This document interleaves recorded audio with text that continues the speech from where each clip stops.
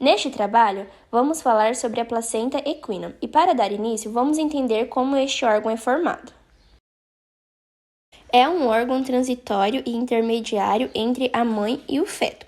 É composta pelas membranas fetais que unem esse feto à parede uterina. A parede uterina é composta por 3 camadas, sendo elas: endométrio, que reveste o interior do útero e é a camada na qual a placenta de fato se adere; miométrio, que é a camada intermediária entre o endométrio e o perimétrio, constituída por músculo liso; e o perimétrio, que reveste externamente o útero e é composto pelo peritônio visceral. Agora vamos falar sobre as membranas fetais que constituem a placenta. Primeiro, daremos destaque para o exoceloma, que não é uma das membranas placentárias, no entanto, se constitui como uma cavidade importante para a formação de outras membranas.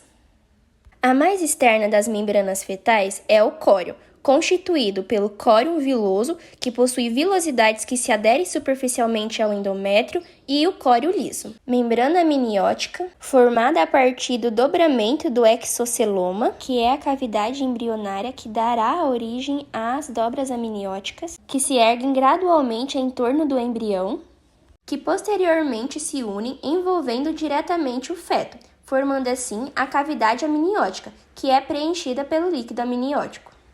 Alantoide, membrana presente entre o âmino e o córium, e o saco vitelino, que é uma estrutura proeminente durante as primeiras semanas de desenvolvimento embrionário, fundamental para a nutrição do concepto.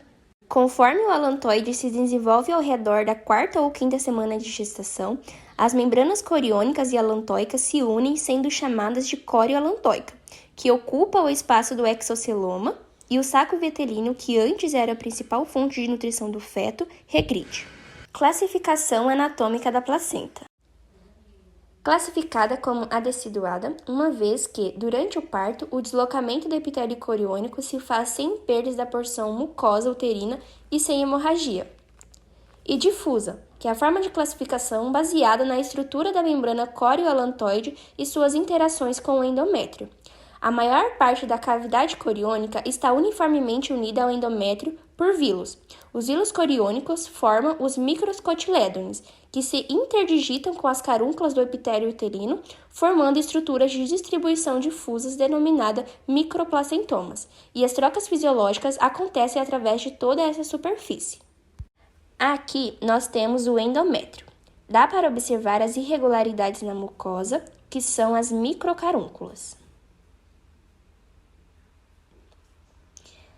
E aqui, na membrana córeo-alantóica, todas as pequenas projeções observadas são os microcotilédones, que se unem às microcarúnculas. Histologia placentária. Agora vamos entender a organização da placenta a nível histológico.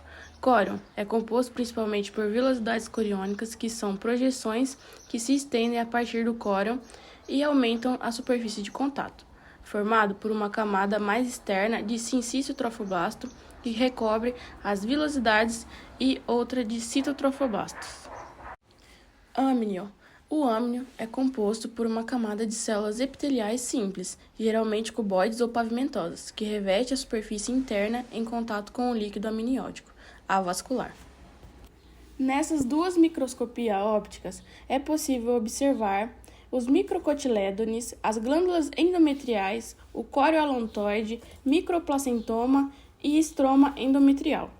Histologicamente, a placenta equina é classificada como epitélio corial. Em uma gestação, as vilosidades coriônicas empurram o endométrio, mas não o degradam, não ocorrendo perda de porção endometrial.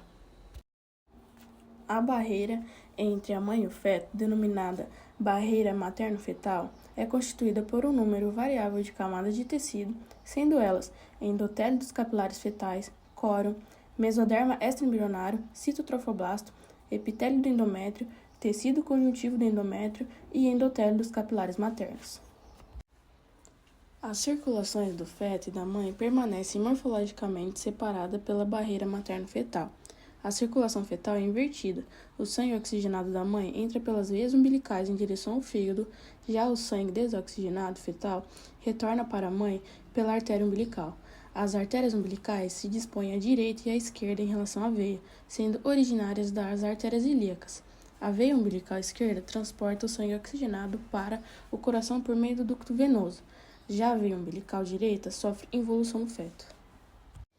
Neste cordão umbilical, podemos observar as duas artérias umbilicais e também a veia umbilical, onde ambas se conectam ao feto. Ainda sobre circulação, observamos a importância do colostro. Pelo fato da barreira materno-fetal ser espessa e a interação ser do tipo epitélio-corial, permite apenas a passagem de moléculas pequenas.